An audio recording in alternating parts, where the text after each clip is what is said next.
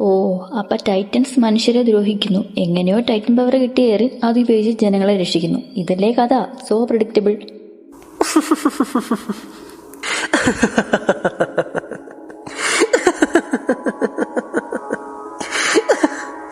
അതെ, you are too good at predicting stories, dear.